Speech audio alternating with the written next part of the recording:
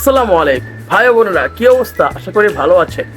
আজকে বানাবো একটি স্পেশাল ঝালমুড়ি, আশা করি সাথেই থাকবেন।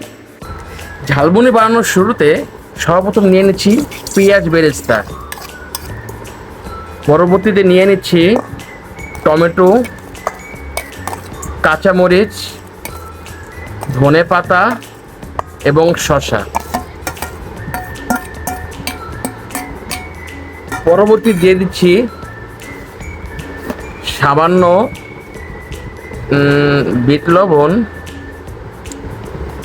এবং সামান্য একটু টমেটো সস এবং সবশেষ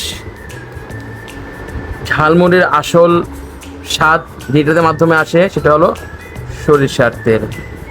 এবং পরবর্তীতে দিয়ে দিচ্ছি সামান্য চানাচুর। পরবর্তীতে দিয়ে দিচ্ছি সামান্য লেবুর রস। লেবুর রস দিয়ে দিলাম ঘষা।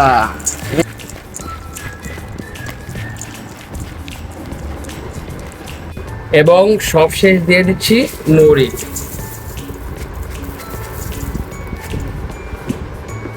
ওরে দিয়ে দিই ঘষা।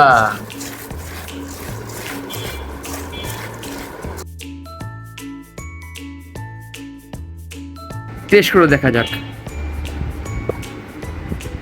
বিসমিল্লাহ। আমি যে দোকান দিই না, আপনাদের ক্ষতি, আপনি বুঝতেছেন না। আসসালামু আলাইকুম।